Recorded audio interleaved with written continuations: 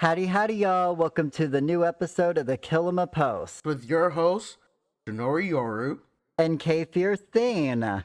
So, how are you doing today, Shinori? I'm doing very well. How are you doing today, K Fierce? Well, to be honest, I'm doing all right. Did a lot of fishing this week, getting ready for the patch that's getting ready to be released at the day this podcast is coming out, and actually kind of frustrated with fishing right now. Not to be, just to be honest. What's so frustrating about fishing, if I may ask for you? Well, I don't know if you know, but they did some changes to fishing at the start of the Elder Woods, which They did. basically allowed a bit of, overlap with some of the bait. But another big change they made was the ability to fish in more of the makeshift set with no bait versus having bait Right. or glowworms. And so you're getting a lot more makeshift furniture? Well, well, due to the fact that the patch is coming out and we're getting brand new plushies for fishing, I was like, you know what? I'm gonna go out to Kilima Lake. I'm gonna grind out some fish, get me some trout so that we can do some trout dinners and have some extra food buffs for the fishing party. And and so I'm out there catching worms and I'm streaming it on Twitch. And, Right. so a lot of people out here fishing with me. And literally the people who are using no bait are getting like triple the plushies, the prism fish plushies out of the Kilima Lake than I was, even though I was using better bait than they were. And I Right. don't think it was Right.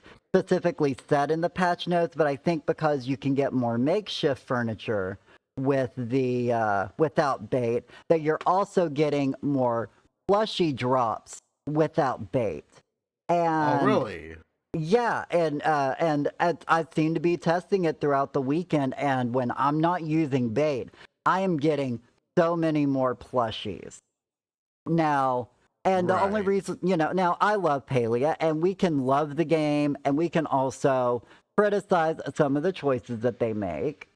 Right. And I feel like that is very not as rewarding for long term fishermen. Because I know you do a lot of fishing as much as I do. Right. Right. Right. Right. And the idea that I'm out in ponds, fishing up goldfish for cooking parties, and a brand new person who don't have glowworms would be fishing right beside me, and they're Right. getting a lot more. They're getting the reward of getting more plushy than I am, even though I'm using the later game bait. Right. It's a Right. bit it's a bit frustrating. I feel like it's not as rewarding, and in fact it's actually encouraging you to not go after those harder to get fish to get the, quote unquote rare reward. I mean, in my opinion, you are getting the ancient fish and the giant Kilma stingray if you do use the glowworms. However, with the like no bait, you are only getting gilly fins or like a boot if you use no bait for that. So I mean, choose your pick, I guess. With you want if you're just focusing on plushies, you'll get plushies. But if you're focusing on getting the rare fish, such as the ancient fish or the giant killer stingray, you'll get those as well, but not as often as getting like the prism fish for the plushie or the chest. Well, I understand the chest being a more frequent drop for no bait. I understand that. I understand getting more trash. But I feel like the way, because with the way hunting and bug catching works with plushies, you got to really work on it. You got to catch a lot of them. And I feel like for fishing, the idea of getting plushies is kind of the opposite. They reward players for doing less work, so to speak, to get the more valuable collector item. You know what I mean? Right, right, right. But if you look at about it this way, I would say that plushies do give newer players more of an incentive to actually grind out. Like if you're like very new to the game and you don't know what plushies are about, and you just magically just get one, you would want to get more and more. However, you're getting of the same one. You haven't explored and getting like the animals, the bugs, or even like the other fishes that you could get from catching them with your regular no bait hooks on that. So I think it's fair for that way, but of course they're just getting the same one. I don't think it's like that's totally unfair because after some point you're just gonna get tired of catching the same plush over and over and over again. No, I mean, I definitely see where you're coming from. I just feel like it kind of just like, you're out there Sernuk hunting. Mm, You're not going to get, if you're doing the base level Sernuk, you're right, not going to get plushies that often. I right, always right, right, feel, the way I view, now this is just the way I view it.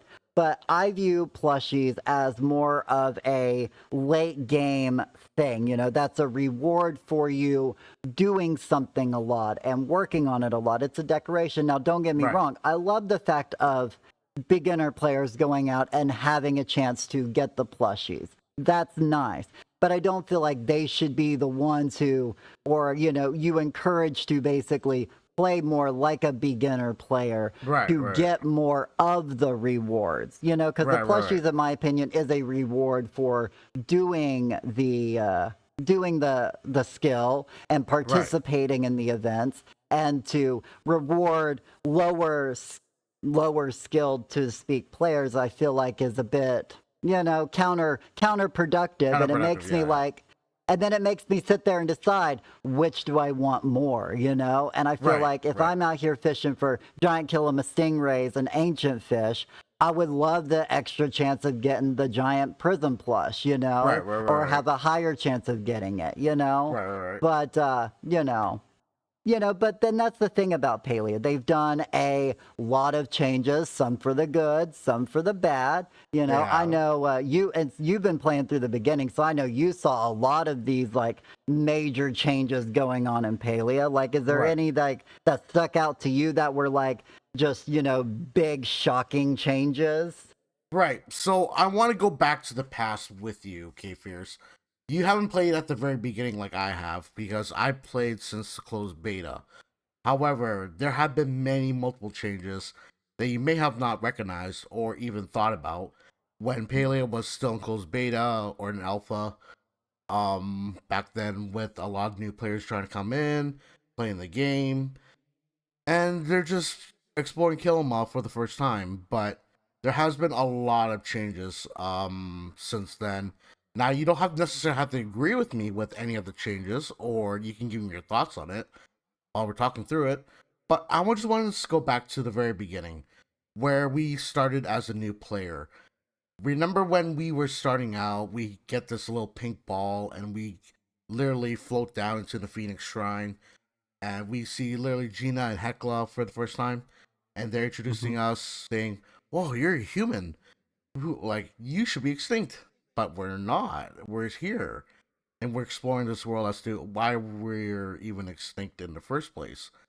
But when I started the Phoenix Shrine and seeing Gina and Hecla for the first time, that area wasn't dark. It was very light, meaning like it wasn't and you see it today. It's a very dark area going to the Phoenix Shrine, Hmm. but it's very light. You can see everything. So there has been a lot of changes with that. But when you're first going out of the cave, you're jumping over the obstacle and climbing over onto the ledge to see like the waterfall. You had two options actually. If you were a player that played before, you can actually go to the right and not even bother going to your home because Ashura was not there at the very beginning. You could actually go to the first, do the puzzle, and then unlock the water temple just like that. But if you were to go to the left for the very first time, you had all the tools with you, meaning you had the bug bomb, the bow, the basically to be able to mine stone and copper and basically cut down trees if you wanted to. But you would have the question that everyone has after your inventory is full. Where is our home? Now this was a very huge thing because we're a very, very brand new player. we don't know where our home is. So we're just like searching around because we're very unfamiliar where we're supposed to go. And luckily, the poly community back then is very helpful. However, even then, there was no like, oh, H9 or like, there's no grid back then. You're Hmm. still looking off of the map and being like, is this what you meant? I remember back before the grid came in, and people would be Mhm. like, Flow Tree and Flooded Fortress, or Grove and Flooded Right, Fortress right, over in Bahari. And right, then when they put the grid in, it helped so much. But I know that first week, everybody's like, what's F9? What's G8? You know, because it's like, right, it's right. like so many people are still learning on it. But that was a great thing that they put in. It was an amazing thing, but they put in. And then once you finally found your home, you do meet Ashura at your house alongside Hodari as well. However, you don't start off with just a house like you do now. You actually start off with the tent, which does require a bit of foraging for that around your household. But they Right. don't give you like the barrel or like the things that are really easy. No, no, no. You gotta hit like the little trees in order to Yep. get the bushes. Wait, they give you houses now to start out with? Yep, they give you houses now to start off with, which is amazing. Because I started off with a tent too. Like I feel like that's the way it should have been. I'm gonna have to go remake me a new character now. I like the idea that you know you started out making a tent, you know, and then you got to build your house. Right, right. But however, if you start now, you do not get that option to make a tent again. So for those that are older players, we do have that option in our workbench. However, as a newer player, you don't get the option to make that tent ever again, which is kind of very sad on that. But I guess that's for the changes for the best. I guess I'm not sure why, but I really like the tent. I don't know, like starting off with the tent, I feel like it's something that you could build and also have around your plot if you really wanted it. But it's totally an option, right? You know, well, I mean, that's like the idea of you like mysteriously coming into this world. You're not gonna, you know, be able to be like boom a house. It's like when you started Right, off on Animal Crossing New Horizons, you had to make a tent, then you had right, to make money to build yourself a house, you know, because right, you're on a deserted island. right, right, right, And so I definitely wish, man, they let people make a tent first. Plus, like not having the tent to craft, that's right, right, right. I feel almost sad for the new players because I like Yeah, decorating my tent. I actually have my tent up on one of my plots. I still use as decoration. and I'm like, I like the change, like kind of, but not really. But it is what it is. It is for the newer players, and I get it.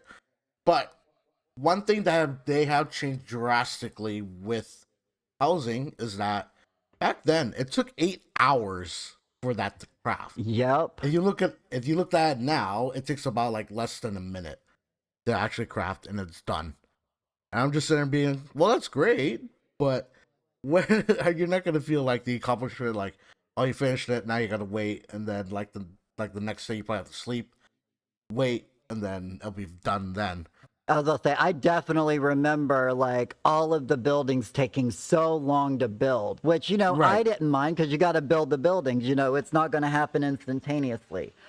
right, Like, I understand the change. It does make it easier for new players. And when you're just like, oh, I need this new house, because when you're in a decorating mood, you just want to decorate. You don't want to wait hours to then decorate. So I definitely right, right. understand the immediate benefit of it, but I kind of takes away kind of like the idea of living and building it up and actually having time for it to actually build, you know?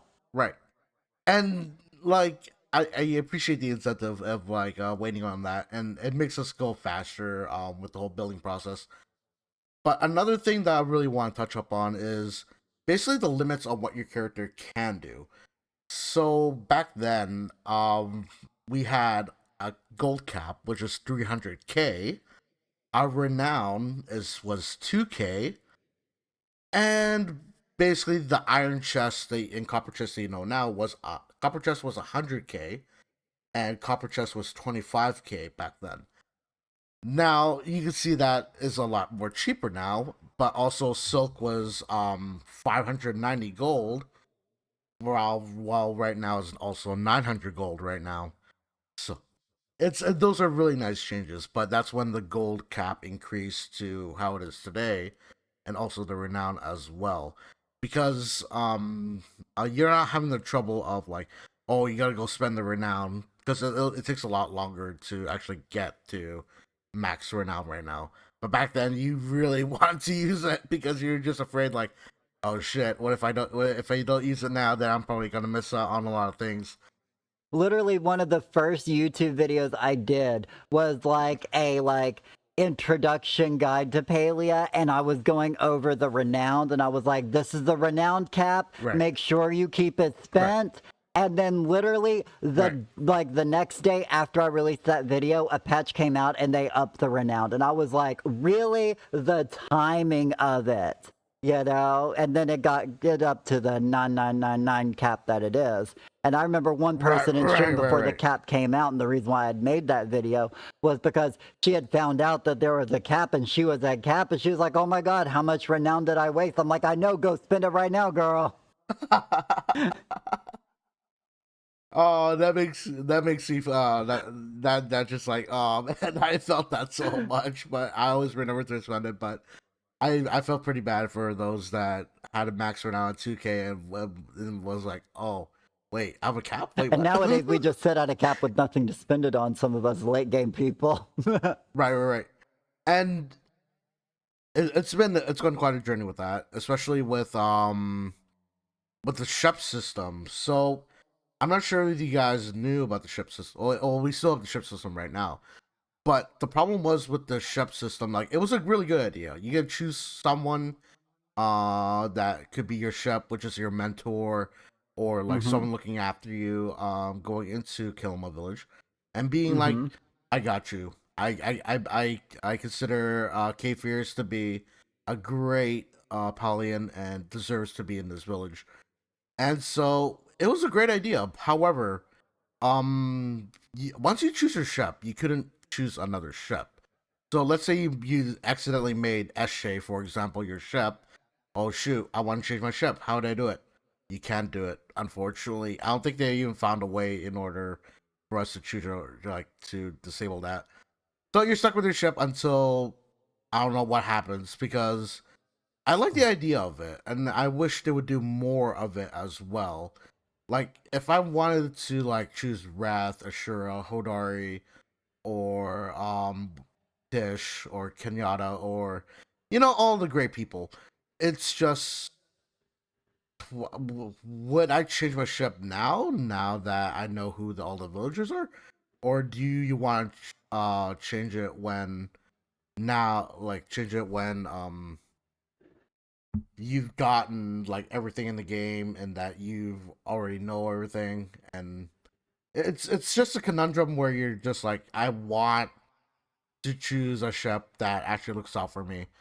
I feel like if the SHEP system had some more benefit, like the only real Mm, benefit is the welcome home video clip. You get to see that SHEP there. But other than that, that's right. the only thing a SHEP is for, really. It is just whoever, you just wanted to get friendship up with. So I mean I feel like I would love for them to make the SHEP option a bit more useful, Right, right, right. and make it a reason, make it a good, meaningful choice. Because I don't know who you chose for your chef, but I know me personally, like I had a lot of thought on who I wanted to choose for my chef because I didn't know if that had any effects on the game. So I was like, I popped into this world. I don't know anybody. I don't know how to survive. Who am I going to pick as my chef? I chose Zeki because Zeki, Right.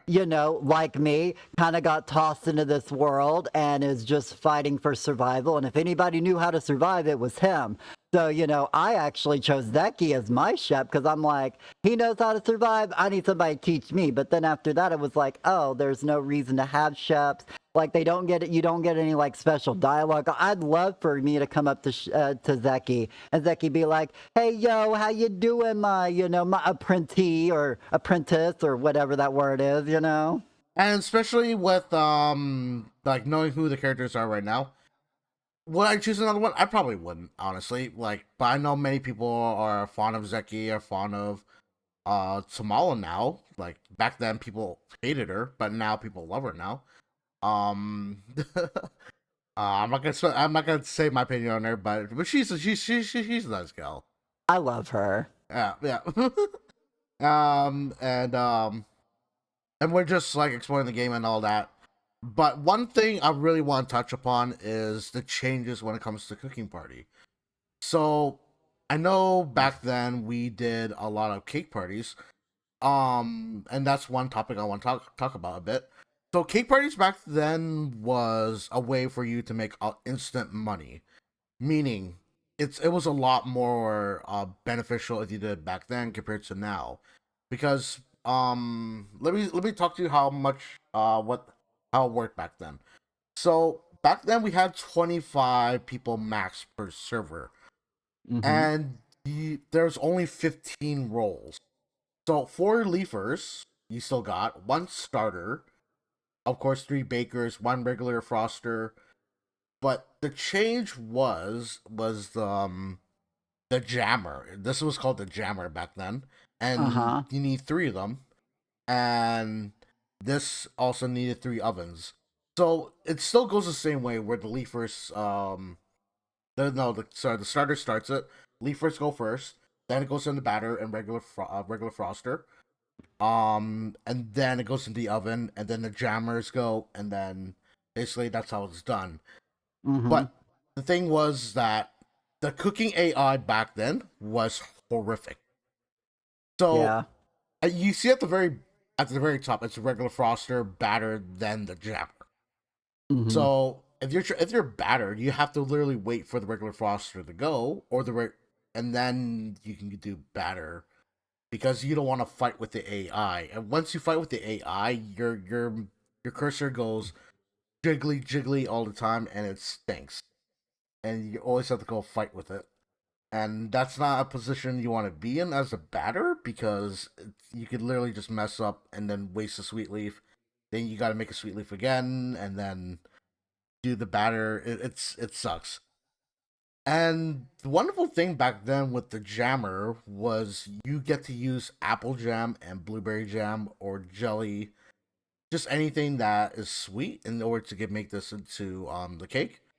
And Mm-hmm. then the final product of getting that much money was 258 gold for a regular cake, for an regular apple cake, or you can get 387 gold back then for one of these cake. Right now, once you see it, you only get 179 gold for the non-star, and you get 280 if it's starred for an apple cake.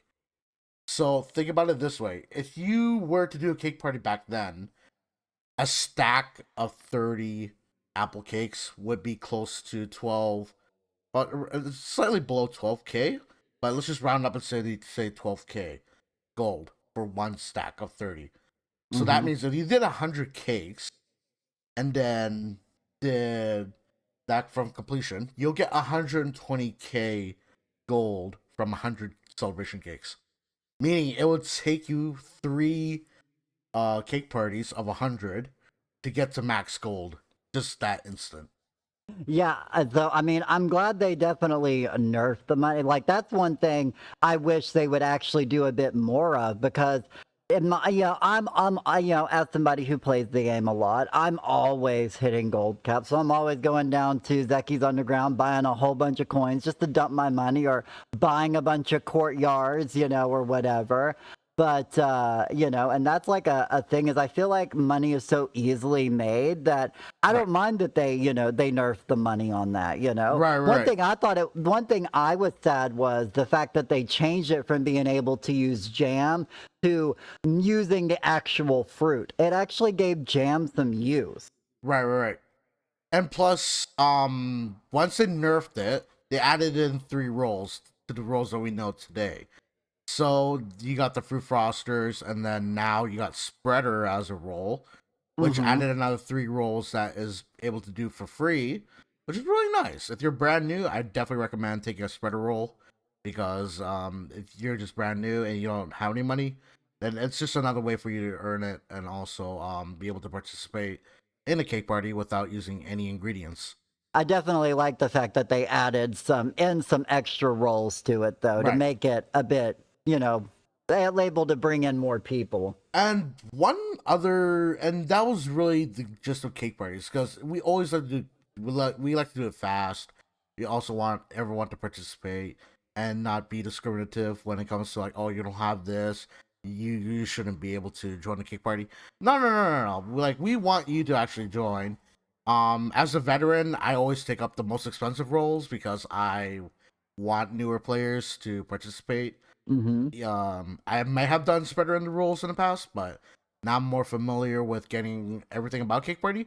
I always take on the higher roles just for you guys, so you guys don't feel like, well, I don't have this. No worries, I got you. I got you on that. Right. And there was another food item that got changed not once but twice as well as cake. Oh yeah. And this is the food item that K-Fierce has a bit of controversy with, which is the fish stew. I don't have controversy with the fish stew. I like the fish stew.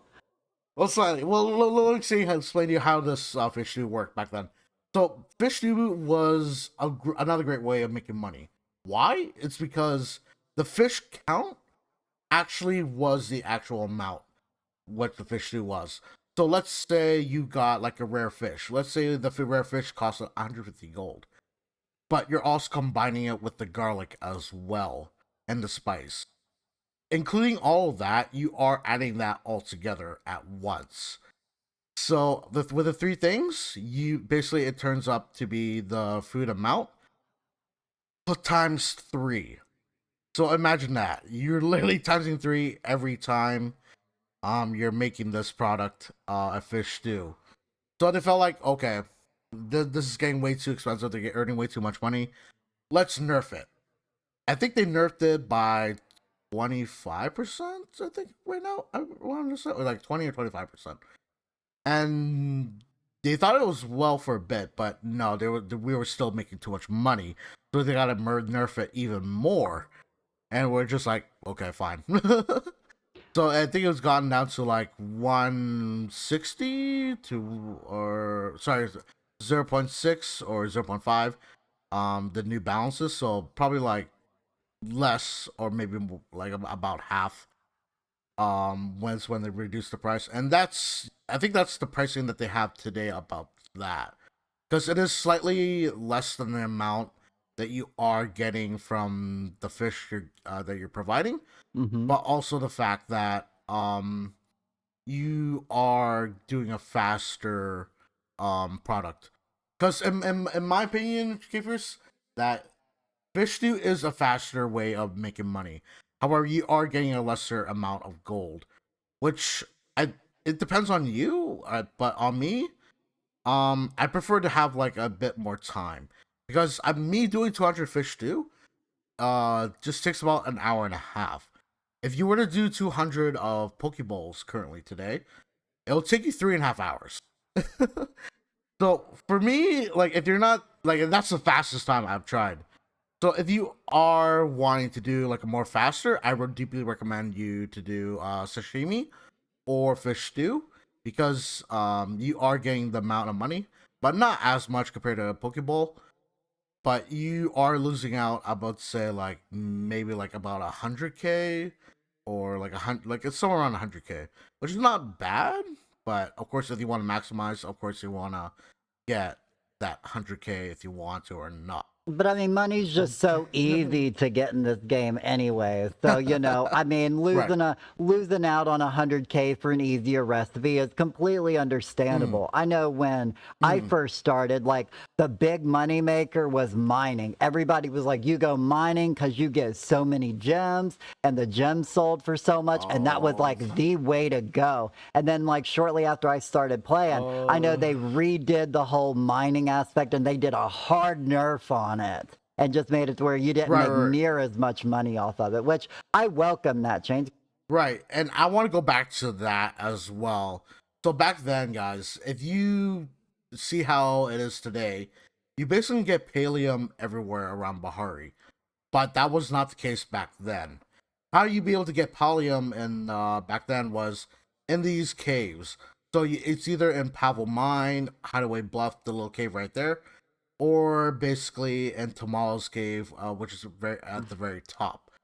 And so you would have three teams of parties, basically surrounding these areas and communicating to each other like, oh, we've broken this, we've broken that, and you would literally puppy guard these caves to the point where people were getting so much pallium, but also they've just introduced gemstones for the first time, and they haven't introduced star ones yet, but this is the first time they ever introduced gemstones, and people were mining the heck out of getting amethyst and ruby back then, and this was another great way of making money because you would think a server takeover nowadays is like how it started was an RCB hunting, which is the Ring with the Butterfly.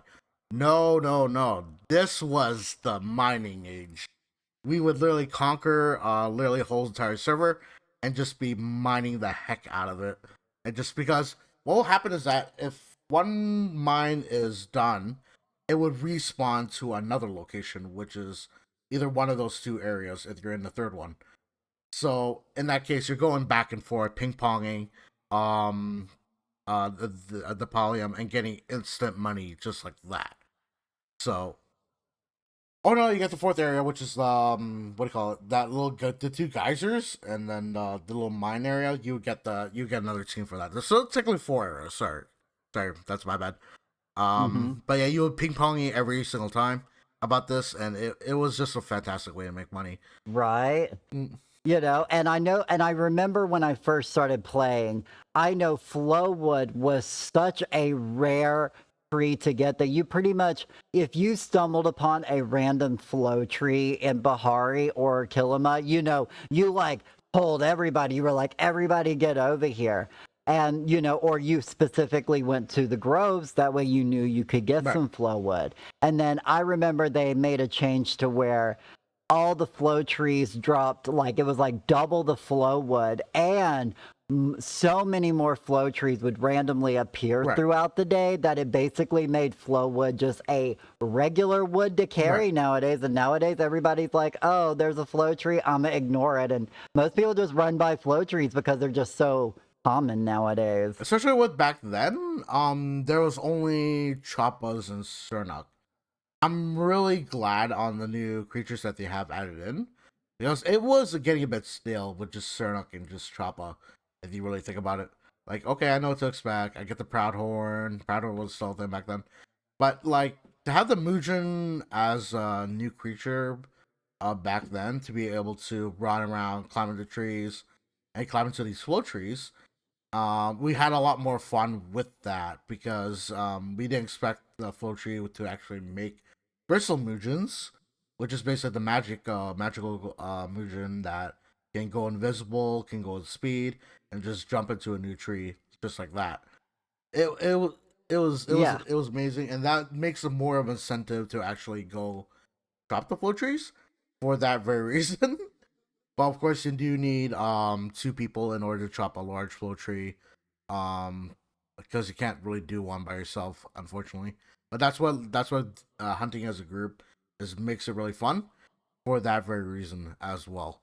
Yeah, I can't imagine Bahari without the Mujins. I feel like that would have been a much less exciting zone, especially northern Bahari, because that's where a lot of the Mujins are. So Right, and it's in a fantastic way of how the game has revolutionized as well because now that we talk about the Mujins, they started adding in plushies. Now plushies has been is the whole part of Paleo now, but back then we didn't really think about plushies that much. I think the very first plushie we ever gotten was the huggable plushie from the referral friends that we got. It still is today. mm, So if you still want to get referrals on that, you are more than welcome to get that. But back then, we didn't get that much plushies. There was not really much things in order to get plushies, unless there's like drops, for Twitch drops or um things that might send us to the mail, but nothing like hunting them. But I'm glad like they added in the Sernok, the Choppa, then the Mujin, then the I think the fishes. I think as well. After that, No, the bugs came before the fishing. oh, the bug. Okay, yeah, the bugs. You know, and I remember when the bug plushies came out, like that really revolutionized. Because when I first started playing, you could only get plushies from the Cerna. And, you know, and so it wasn't that big of a deal. And then all of a sudden, when the Choppas and the Mugen plushies came out, it was like, oh, you can hunt and get all kinds of these. And then when they came out with the bug plushies, that like really opened our eyes saying, well, if bugs can drop a plush, then what else can drop a plush, you know? And it really, I feel like that, like when they released the bug plushies, was like a key moment in this is kind of sort of part of an end game of Palia is farming plushies and getting a large collection of them. And I feel like the bugs was like a big trigger on saying this is going to be kind of like part of the end game decorations you want to strive for in Palia. And especially with hunting in general, back then you can actually shoot fast by doing cancellation method on your keyboard. So what you basically do is that once you shoot your arrow, you immediately hit switch your shift key, and then it will instantly reload your bow, and then you would immediately shoot again. However, this was patched when Papa Choppa became a thing in Majin Market. We will talk about more about Majin Market in the future, but I just want to say that it was patched because of that, and so it became where you're not able to hit the shift key and then reload your air bow that fast anymore, which is very unfortunate. Mm-hmm. But was that the same way with Switch with you on hunting? Or I mean, I never heard of a cancellation method for hunting. So, you know, as far as like playing on the Switch goes, but to be honest, like hunting's never been something that I spend a lot of time doing. Right. Unless I'm, you know, plushie hunting with, you know, people on stream. It's not like something in my free time I go do. Right. So it's not something I never messed around with back then. So I don't actually know if there was of one back then, but not that I had heard of. I was pretty deep in learning all the different Switch tips and tricks back then, so that I could play a bit easier. And I, you know, I'm still looking for a way to cancel method you finishing cooking, you know, so you can get your cooking item quicker when you're at a cooking party. Right.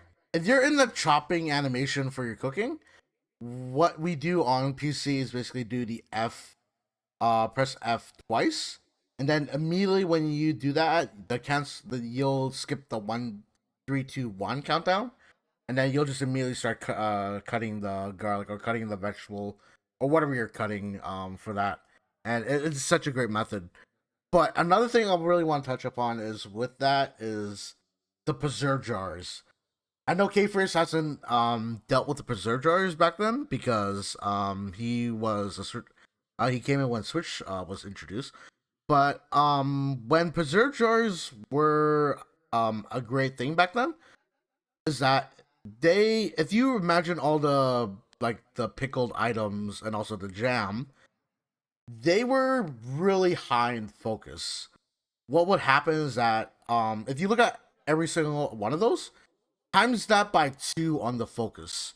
That's how much focus we got, literally, from the preserve jars for each thing. So literally, we weren't doing cooking parties anymore. We were literally feeding off of preserve jars and basically just like, oh, I made 3 pickled potatoes. And I'm just gonna keep that as focus food. There was no incentive to actually like go cooking parties anymore because of that. So they had to change that and cut the focus in half, to the way it is now. And in order to encourage people to actually do cooking parties for that. But back then, it was a great way to get focus. But I'm glad they changed that though, because it's kind of lonely, I would say. And then you aren't doing your achievements as well for cooking for that. So it was kind of nice back then. But I would say this is much better in the contrast. On a very similar note, dealing with similar ingredients, I know pretty early on after me starting playing. They actually did a big gardening Oh, change. really? Because for those who don't know, when you were leveling up your gardening, you had to basically wait till you were level 10 to unlock your weekly quest, so that you were able to get All right. token coins, so that you could buy apple seeds and blueberry seeds. Right. And nowadays, they give you apple seeds and blueberry seeds for leveling up, and the only Right. way you were able to get them earlier is if you befriended somebody, a particular people who gave them as a reward. I think it Right. was, It was Nio and Zeki, yeah, level 3. yeah. Right. And, that, or you got lucky in Zeki's lucky coin. Because I actually lucked out and I was like level 3 or level 4 gardening. And I got a blueberry seed from Zeki's lucky coin. And so I started Right. requesting blueberry seeds and got so many blueberry seeds at like Oh level my 4. god. And I got really lucky. But I know a lot of other people who are starting around me, they had to wait till they were level 10 to then spend their coins to buy the seeds. And there was other rewards at the time we would rather have saved up our coins for, at being a beginner player. You want to get your well and such.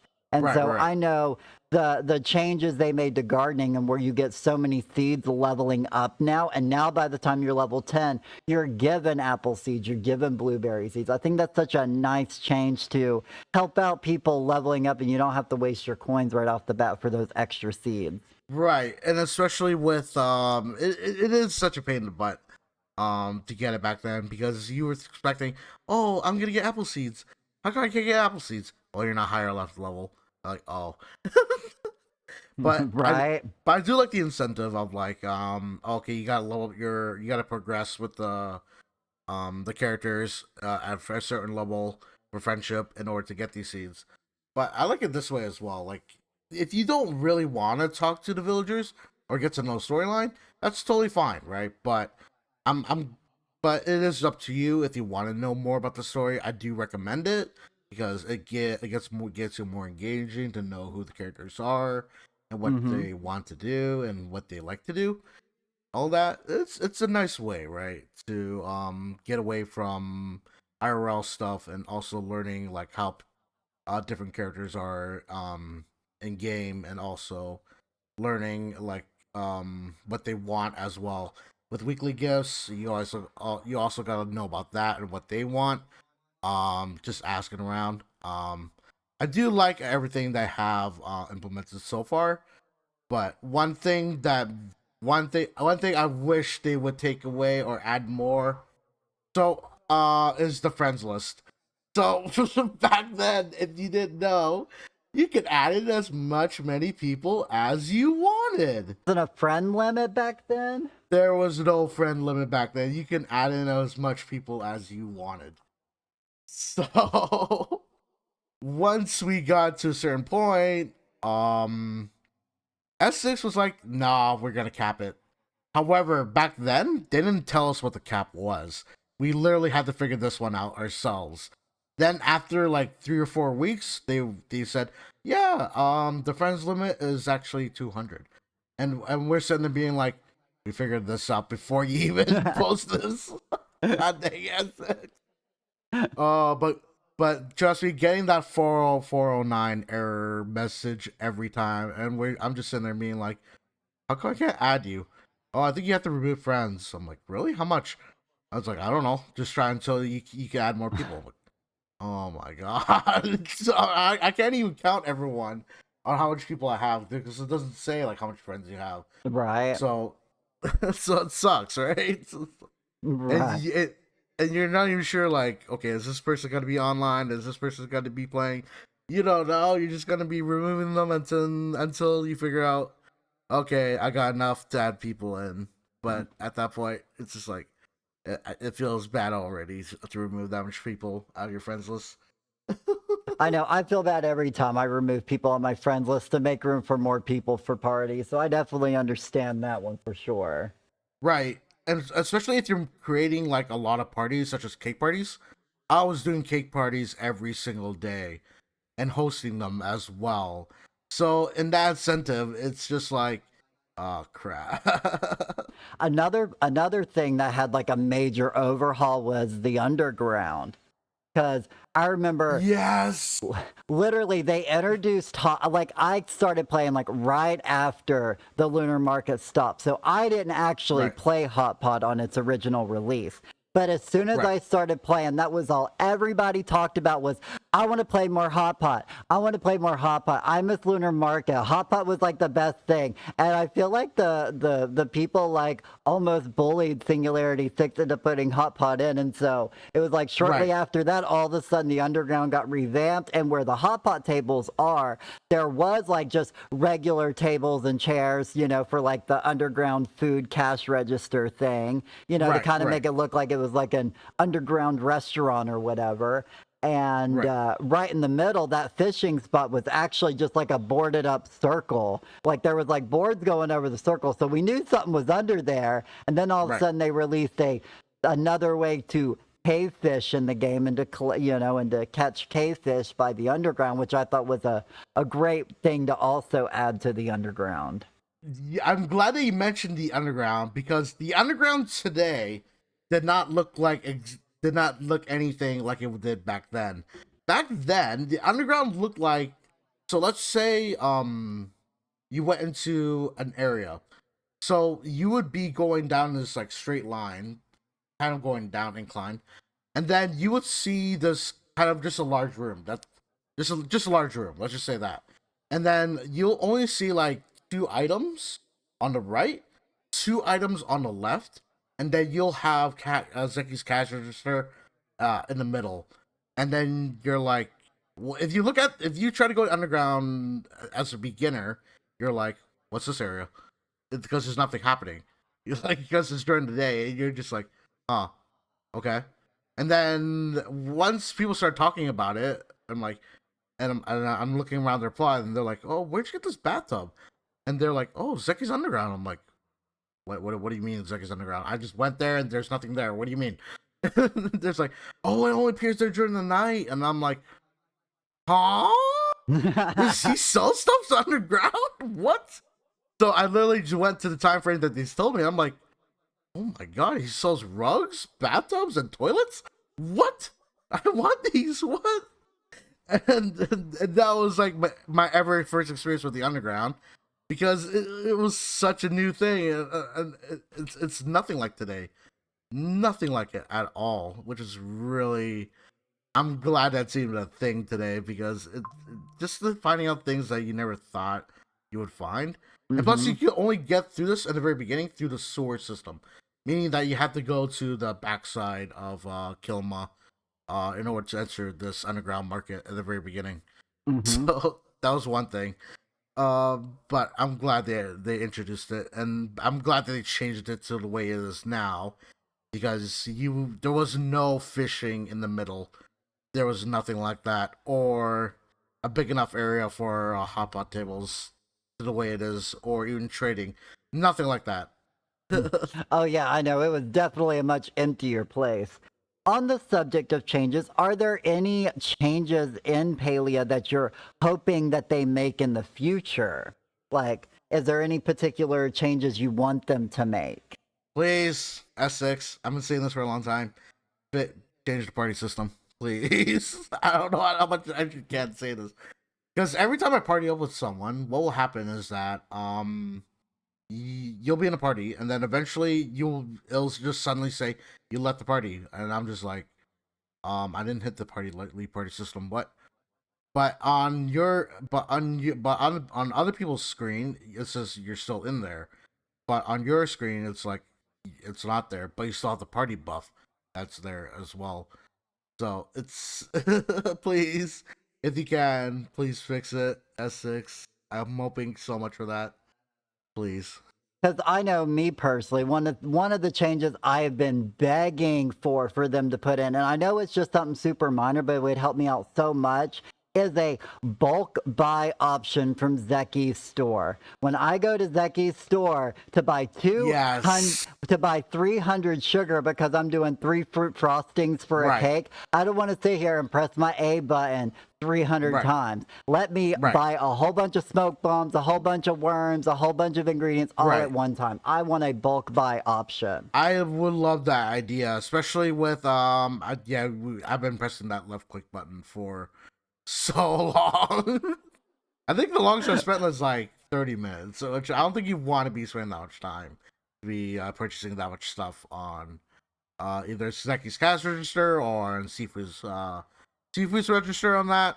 Just buying like Mm-hmm. stone bricks or sapwood planks, those cost very cheap, but you're clicking that left click button a lot on that.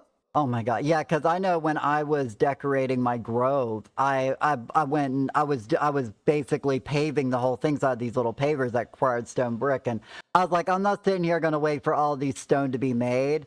And so Right. I'd go down there and I bought so many. I'm sitting there just spamming the A button as quick as I can. And I'm sitting here, my right hand's over here starting to develop early carpal tunnel from the amount of A buttons I'm having to press. So that is Uh, definitely a change I really want them to implement is at these registers is an option to bulk buy. You right. can bulk sell, so Right. why can't we bulk buy, you Exactly, know? right? It can literally be the same button because I know when I'm selling things at like Zeki's register, you press A to sell one on the switch and then you press X to Right. sell the stack.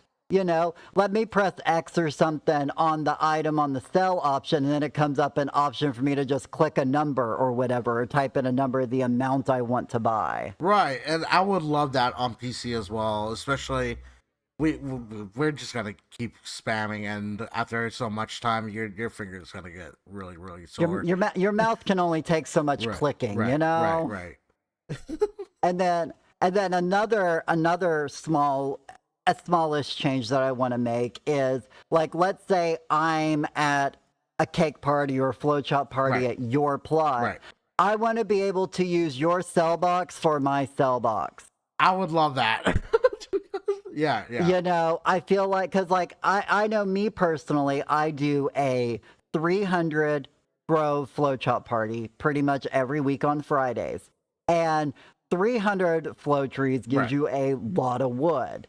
And so, like, pretty much what I do, because I know I have a lot of people who are hoarders and that hang out with me and come to my parties. And a lot of people don't know the infinite storage glitch.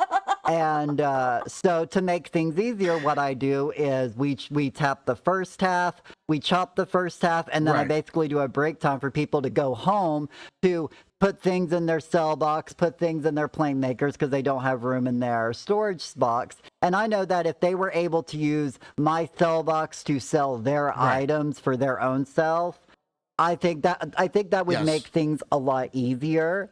And so I know that's probably a complicated thing to program. Right. I'm not a programmer by any means, so I'm not saying, oh, it's just an easy implementation, but it's definitely a change that I'm hoping that they put into the game. Right, but I would honestly. So well, you said people are hoarders. I am one of them. So if you guys don't know, I do have over 1 million stuff in storage. How do you do this? It's basically through a mechanic called overflow. So overflow allows you to go past the limit that it's given to you. So right now it's 14,000. So did you know you can go over that limit? How you do it is basically if you so I'll give you an example. So let's say you had materials that you're able to craft with. So I'm talking about like stone, your wood, your hides, your food. You can put these into the crafter, and if you press the X button onto those crafters, it won't send to your inventory. It will send directly to your storage. So you can do that every time, in order to get to go past the limit that you're given. Also, you can do this with huntables as well. So let's say you want to go hunting Cernux, for example. So you would fill up your whole entire inventory with just Cernic hide, just one on each one on each inventory slot. And with that, you would get the meat. The meat will go into your overflow, or like the antlers, for example, or the plushie right now. It'll go straight into your bottom of your inventory. Once you hit a certain amount of like stuff in there, it'll go straight to your storage, and it won't be deleted. So you can keep doing that as long as you want until your inventory gets full. That's when you either have to sell or you either have to delete things from there and just keep hunting, or just go back home and just repair your stuff and then go back out just like that. Like you necessarily don't have to keep like going in it, like going out and back home or back to Kilima in order to do that. So it's a very neat way. I do recommend it. However, I wish they would increase it to maybe 50K or even like 500K of like stuff in storage. Because please, we've been playing for so long, and the only increase we gotten is 4K, I'm which is I'm definitely very sad one about who that. is I can like it is, unless like I just went to one of my float shop parties, like I'm never over like 8K in my storage. Like I typically stay at about 5K in my storage. Like I definitely think more storage would be nice, but I'm Right, thankfully where I'm not a hoarder. Because like my whole concept is I play this game is a gathering resources game, so to speak, in my opinion. So if I gotta right. go It is. It gather up is. some extra resources just to do something, like that's part of the gameplay. So if I go back home, I typically sell everything. Like Right, I right, keep right. no more than 50 of each vegetable. Like I know one of my friends has over like 400 tomatoes, and I'm like, dang, like why you got so many tomatoes, girl? Sell some of them. Also, like I'm not sure you ever had this situation where if you were to cook something and no one has the ingredient, we're just literally hitting the request button if people do have that, and hoping for the best that people do like fill up that request immediately so our food doesn't burn. So I've been in that situation where I've been a couple of times where we would create something and then we didn't have the ingredient, and we're just like, oh shoot, does anyone have it? We're searching everywhere in our private storage or in inventory. We're just like, nope. We're just running around, just panicking. It sucks. So that's why I overflow my stuff mainly for that reason. But also, if I do need the stuff, I do have it there in case it does happen. Because you can overflow your cooking supplies.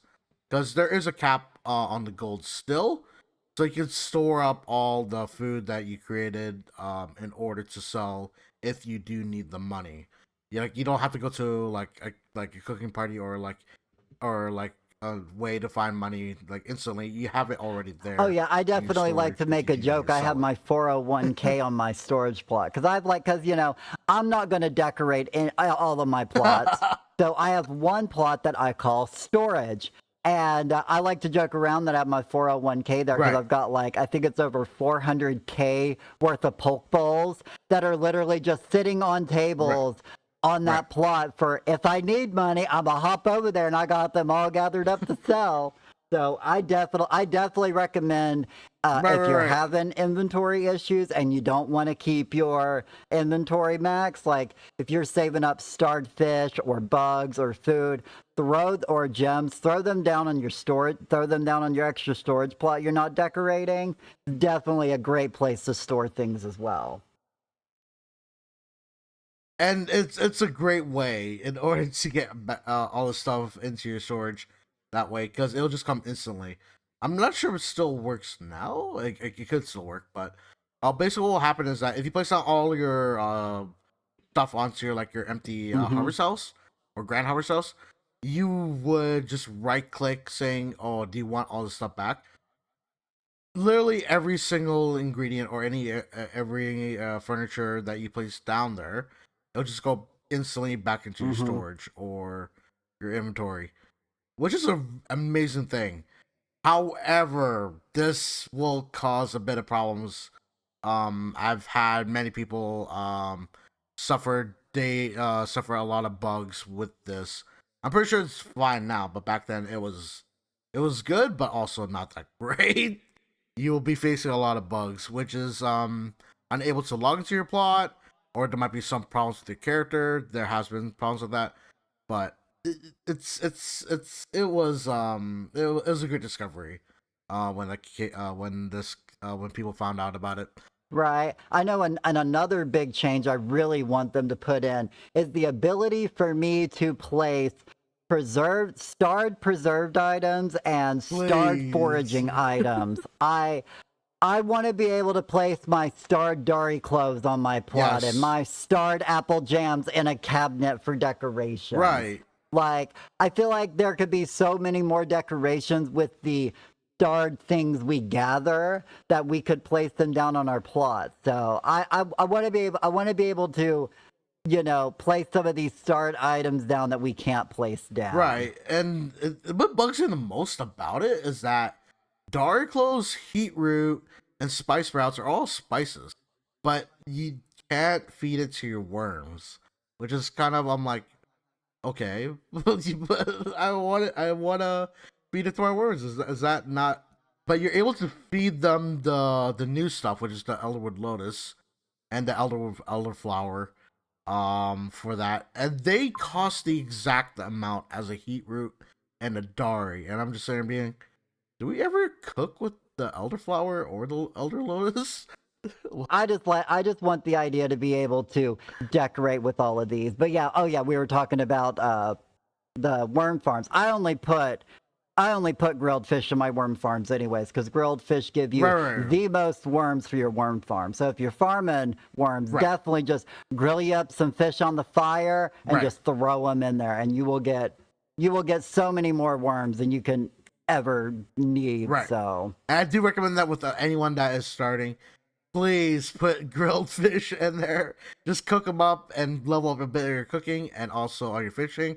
And just feed it to your worms. You'll get a lot of worms and you'll get an infinite amount of loops for that. So you'll get a ton more money. but yeah, so I guess that pretty much covers a lot of what you wanted to talk about in today's episode. I know we're definitely going to be having another episode out next week on the patch that's dropping today, because today is when this episode will be released, and so we'll definitely be going over the patch coming out in the next episode, so make sure to Ooh. follow us here on Spotify and to get notifications when that new episode comes out, so you can hear our thoughts about this new upcoming patch. Right. And also, guys, please go follow us on Twitch, on YouTube, and also on Spotify as well. It really helps us a lot, and we deeply appreciate you for listening and also being there. And also hang out with us if you want to join us in our parties, such as cooking parties, or flow tree parties, or fishing parties. We got everything, and hopefully you can join us and come take a look. Will be glad to have you there, and being there to chat with us. We deeply appreciate it. So please check us out sometime. So I guess until next time, we will see you guys later. Bye.